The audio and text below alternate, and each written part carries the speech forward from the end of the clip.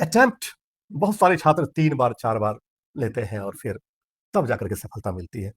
आपको दूसरी बार में ही, दूसरे अटेम्प्ट में ही सफलता मिली। तो अटेम्प्ट से कितना घबराना चाहिए? मतलब अगर एक बार 2 बार में नहीं हुआ तो क्या घबराने की आवश्यकता है या फिर मतलब हिम्मत बटोर के तैयारी करने की आवश्यकता है? देखिए, अटेम्प्ट उतना मायने नहीं रखता है एक्चुअली, सही बात है तो। जी। आपको उस पिछले अटेम्प्ट में क्या आपसे गड़बड़ियाँ हुई, क्या आपसे गलतियाँ हो गई थी, उन पे ध्यान से अच्छे से एनालिसिस करके अगले साल वो गलती फिर से ना दोहराए, उस पे पूरी कोशिश रहनी चाहिए। जैसे कि मेरे साथ ही मैंने अपने जब एग्ज़ाम पिछला अटेम्प्ट दिया तो उसमें मॉक टेस्ट की कमी थी मेरी। तो मैंने मॉक टेस्ट को इस साल उसमें ज़्यादा प्रैक्टिस किया, ज़्यादा से ज़्यादा मॉक टेस्ट दिए और जिसकी वजह से ये अंक आ पाया है।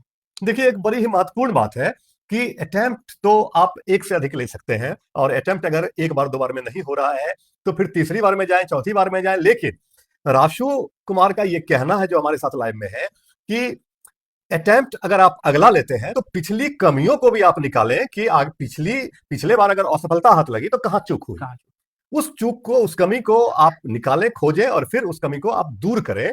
तभी आप आगे, आपका जो चांस है वो और बेहतर हो सकता है। नहीं तो फिर अगर वो कमियां रह गई अगर, तो फिर से वही हो। तो फिर वही रिजल्ट होगा, फिर असफलता ही हाथ लगेगी। तो बड़ी महत्वपूर्ण बात है कि हर बार नए अटेम्प्ट में पिछली जितनी भी कमियां नजर आए हुँ, हुँ। उसके, और हमें लगता है कि एक सेल्फ असेसमेंट, खुद का आकलन करना हाँ, बिल्कुल ज़रूरी है। जरूरी है कि कहाँ कौन सा पार्ट हमारा कमजोर है, कौन सा पार्ट ठीक है। जो कमजोर है उसको दूर करें इसमें। हुँ।